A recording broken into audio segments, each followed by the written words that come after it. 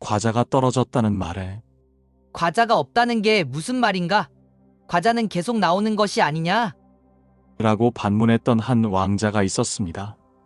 세상의 부족함을 모르고 살던 그가 어떻게 모든 것을 꿰뚫어보는 천한 제일의 경지에 오르게 되었을까요? 이 왕자는 바로 아나율 존자입니다.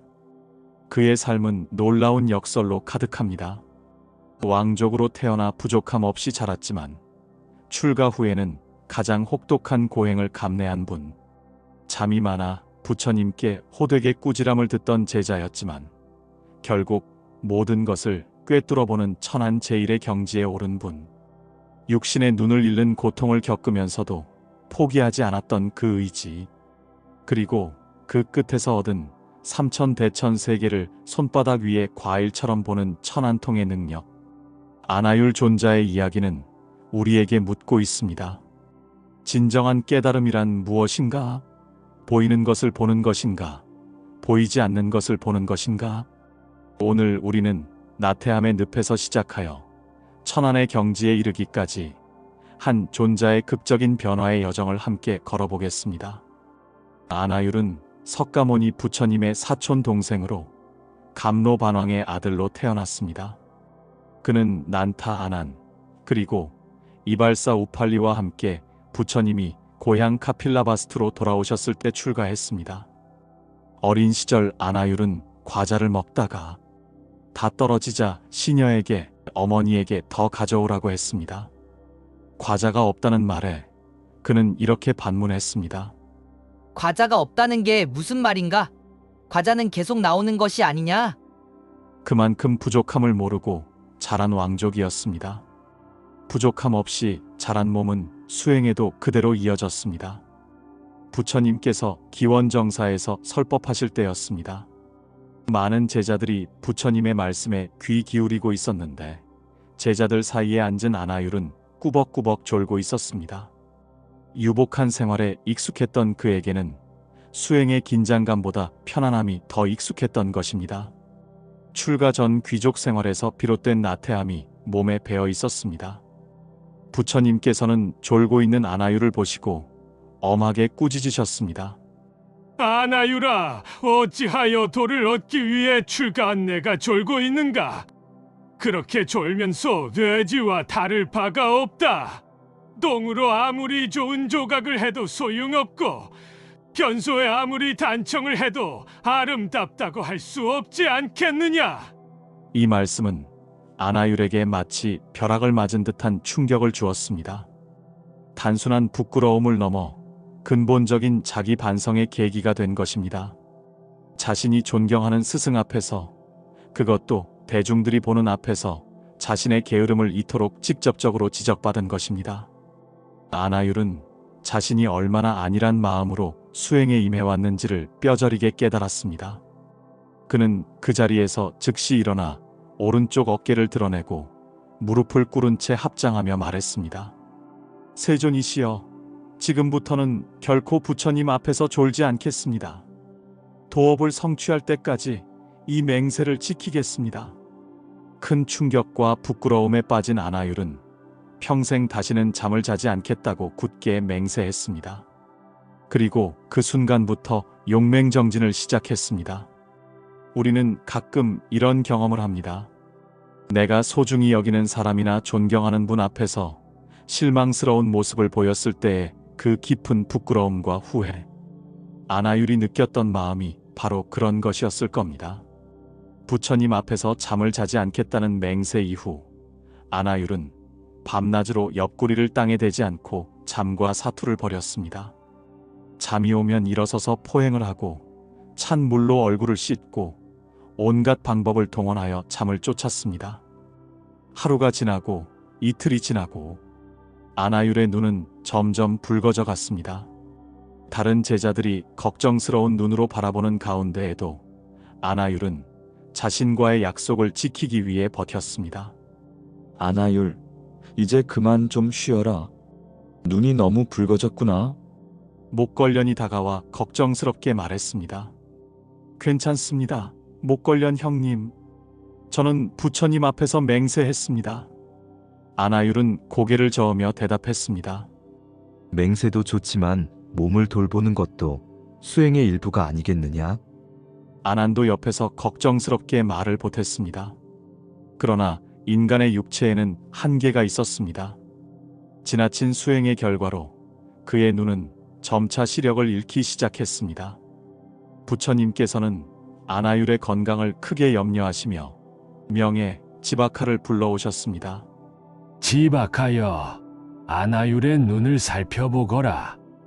부처님께서 자애로운 목소리로 말씀하셨습니다.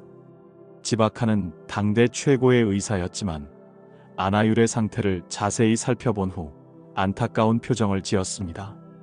세존이시여, 아나율의 눈은 심각한 상태입니다. 지나친 수면 부족으로 인해. 지바카가 말을 잇지 못하자 부처님께서 물으셨습니다. 치료할 방법이 있느냐? 지바카는 아나율을 진찰한 후 말했습니다. 아나율이 잠을 자야만 치료가 가능합니다. 눈은 잠으로써 회복되기 때문입니다. 부처님은 아나율에게 말씀하셨습니다. 아나율아, 이제 잠을 자라. 모든 것에는 그것을 유지하게 하는 양분이 있다. 우리 몸에게 음식이 필요하듯 눈에게는 잠이 양분이니라. 부처님께서는 잠시 멈추신 후 더욱 자애로운 목소리로 이어가셨습니다. 너무 지나친 고행도 마음을 어지럽히고 너무 편안한 수행도 마음을 해롭게 한다. 가운데 길, 즉 중도를 걸어야 하느니라. 부처님께서는 지혜롭게 중도의 중요성을 강조하셨습니다. 극단적인 고행도 게으른 수행도 모두 깨달음에 도움이 되지 않는다는 말씀이었습니다. 하지만 아나율은 이미 세존 앞에서 맹세한 것을 어길 수 없다며 끝까지 잠을 거부했습니다. 그의 의지는 자신의 육체적 한계마저 넘어서고 있었습니다. 결국 그는 육체의 눈을 완전히 잃고 말았습니다. 그런데 절망적인 상황 속에서도 아나율의 마음은 흔들리지 않았습니다. 어느 날 눈이 먼 아나율이 바느질을 하려 했습니다. 바늘귀에 실을 꿰을 수 없게 되자 그는 생각했습니다. 아, 세상에서 도를 얻은 아라한이 있다면 나를 위해 바늘에 실을 꿰어 주었으면 좋겠다. 아나율의 마음을 꿰뚫어 보신 부처님께서 직접 그의 앞에 나타나셨습니다. 그리고 조용히 바늘귀에 실을 꿰어 주셨죠. 아나율은 깜짝 놀라며 여쭈었습니다. 세존이시여, 어찌하여 세존께서 이 미천한 제자를 위해 이토록 수고를 하십니까? 세존께서도 공덕을 쌓으시려는 것입니까? 부처님께서 자애로운 목소리로 대답하셨습니다. 아나율아, 나는 공덕을 쌓는 것을 즐기며 좋아한다. 공덕으로 말미암아 현재도 즐겁고 미래도 즐겁기 때문이니라.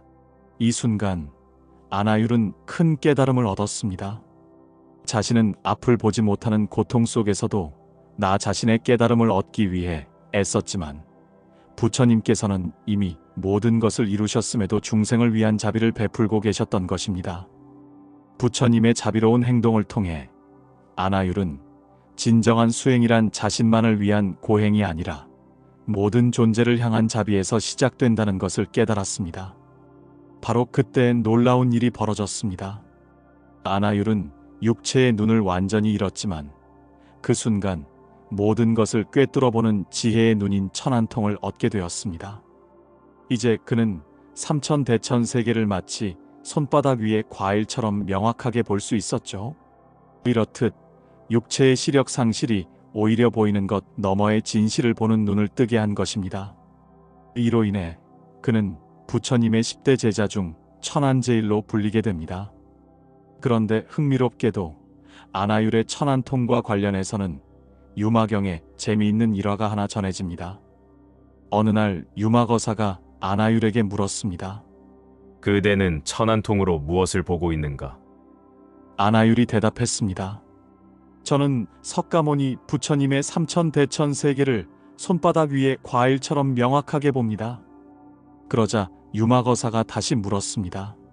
그대의 천안통은 유의의 것이냐, 무의의 것이냐?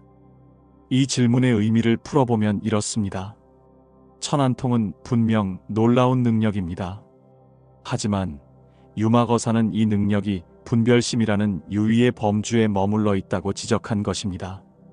보는 나와 보이는 세계를 나누는 이분법적 사고를 넘어선 진정한 깨달음의 경지를 보여준 것이죠. 유마거사는 이어서 말했습니다. 유의와 무의, 생과 사, 번뇌와 보리 등 이분법적인 사고를 넘어섬 불이법문이야말로 진정한 깨달음이다.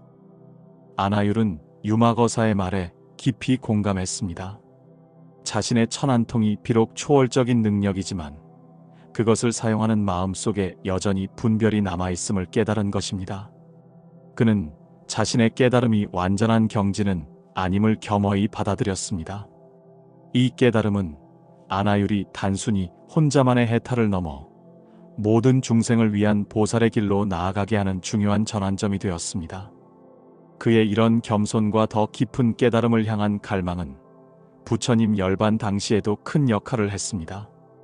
부처님께서 열반에 드신 후 모든 제자들이 슬픔에 잠겨 있을 때였습니다. 제자 아난이 부처님께 여쭈었습니다.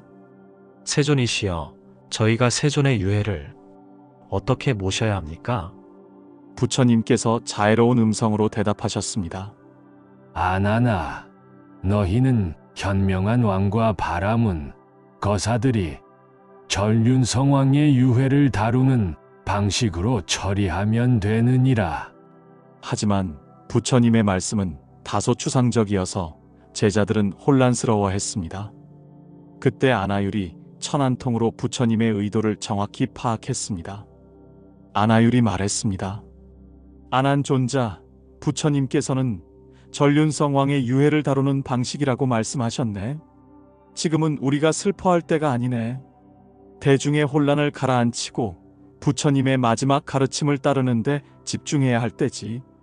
그의 천안통은 이제 단순히 개인의 깨달음을 넘어 혼란에 빠진 교단을 이끌고 안정시키는 지혜로 거듭난 것입니다. 아나율은 오직 자신의 수행에만 몰두하던 초기 단계를 지나 다른 존재를 위한 자비행의 중요성을 깨달았습니다. 그리고 이 모든 깨달음을 바탕으로 모든 수행자가 마음속에 품어야 할 8가지 태도, 즉 8대 이념을 제시했습니다. 첫째, 무욕을 따르는 도. 이는 바로 아나율이 왕족의 풍요로운 삶을 버리고 얻은 지혜였습니다. 둘째, 지족을 따르는 도. 과자가 없다는 말을 이해하지 못했던 그가 진정한 만족을 깨달은 가르침이었습니다. 셋째, 정진을 따르는 도. 잠과의 사투를 통해 체득한 포기하지 않는 의지의 중요성이었습니다. 넷째, 적정을 따르는 도. 시력을 잃는 고통 속에서도 번뇌를 멈추고 고요한 마음을 유지했던 경험에서 나온 가르침이었습니다. 다섯째, 바른 기억을 따르는 도. 부처님과의 맹세를 끝까지 지킨 그의 신념에서 나온 가르침이었습니다. 여섯째, 선정을 따르는 도. 육체의 고통 속에서도 흔들리지 않는 마음을 얻은 경험에서 비롯되었습니다. 일곱째, 지혜를 따르는 도. 천안통을 얻고도 유마거사의 가르침을 통해 더 깊은 지혜를 추구한 겸손함이 담겨 있었습니다. 마지막으로 비희론을 따르는 도. 헛된 논쟁을 피하고 오직 깨달음의 진리에만 집중했던 그의 태도에서 비롯된 가르침이었습니다. 이 8가지 가르침은 다름 아닌 아나율 자신이 잠과의 치열한 싸움, 육체의 눈을 잃고 천안을 얻는 과정, 그리고 유마거사와의 문답을 통해 몸소 깨달은 지혜의 결정체였습니다. 이 가르침은 오늘날까지도 모든 불자들에게 보편적인 수행의 길을 제시하고 있습니다. 아나율 존자의 삶이 우리에게 주는 교훈은 무엇일까요? 첫째, 나태는 가장 큰 번뇌라는 것입니다. 아나율의 이야기는 나태가 어떻게 깨달음의 길을 가로막는지 보여줍니다. 우리가 가진 재능이나 지혜보다 하기 싫다는 마음을 이겨내는 의지가 더 중요하다는 것을 깨닫게 합니다. 현대를 살아가는 우리도 마찬가지입니다. 편안함에 익숙해지면 성장이 멈춥니다. 내일 하지 뭐하고 미뤄둔 청소, 나중에 보지 뭐하고 덮어둔 책, 다음 기회에 하며 미뤄왔던 배움. 이런 작은 나태함과의 싸움에서부터 아나율 존자의 용맹정진이 시작됩니다. 중요한 것은 매 순간 깨어 있으려 노력하는 마음입니다. 둘째, 노력은 배신하지 않는다는 것입니다. 육신의 눈을 잃는 고통스러운 과정을 거쳐 천안을 얻은 그의 삶은 어떤 어려움이 있더라도 꾸준히 정진하면 반드시 위대한 결실을 맺는다는 것을 증명합니다. 때로는 우리가 잃는 것이 오히려 더 큰 것을 얻게 하는 계기가 될 수 있습니다. 아나율이 육안을 잃고 천안을 얻었듯이 말입니다. 셋째, 진정한 눈으로 세상을 보라는 것입니다. 그는 단순히 보이는 것만을 보는 육신의 눈을 버리고 만물의 본질을 꿰뚫어 보는 지혜의 눈을 얻었습니다. 이는 우리에게 삶의 겉모습이 아닌 본질을 보려고 노력하라는 메시지를 줍니다. 우리 시대는 정보가 넘쳐나는 시대입니다. 무수히 많은 소문과 단편적인 정보 속에서 우리는 정작 중요한 것을 놓치기 쉽습니다. 누군가의 화려한 겉모습에만 현혹되지 않고 그 사람이 가진 진정한 가치를 꿰뚫어 보는 지혜의 눈을 갖는 것. 보이는 것에만 의존하지 말고 보이지 않는 진실을 탐구하는 자세가 필요할 것 같습니다. 마지막으로 중도의 지혜를 잊지 말아야 합니다. 부처님께서 아나율의 지나친 정진을 보시고 중도를 강조하신 것처럼 어떤 일이든 극단으로 치우치지 않고 균형을 잡는 것이 중요합니다. 아나율 존자의 이야기는 우리가 가진 게으름을 떨쳐낼 용기를 줍니다. 마음의 눈을 뜨고 살아간다는 것이 무엇인지 함께 생각해 보시는 거 어떨까요? 이처럼 아나율 존자의 삶은 모든 번뇌의 근원인 나태를 극복하고 확고한 의지와 끊임없는 정진으로 진정한 깨달음에 이르는 위대한 여정을 보여줍니다. 오늘 이 이야기를 통해 여러분의 삶에서 아나율 존자와 같은 용맹정진의 마음을 품어보셨으면 좋겠습니다. 오늘 아나율 존자의 이야기가 여러분의 삶에 작은 영감이 되었기를 바랍니다. 만약 오늘 내용이 좋으셨다면 구독과 좋아요로 응원해 주시고 댓글로 여러분의 생각을 자유롭게 나눠주세요. 이 길을 함께 걷는 서로에게 등불이 되어줄 것입니다. 다음 시간에는 해공 제1수보리 존자의 이야기로 찾아뵙겠습니다. 모든 것을 텅 빈 것으로 보았던 수보리 존자는 어떤 특별한 가르침을 남겼을까요? 다음 시간에 또 뵙길 바라며 천안제일 아나율 존자의 자비와 가피가 이 자리에 계신 모든 분들과 가족들에게 두루 미치기를 빌어드립니다. 감사합니다.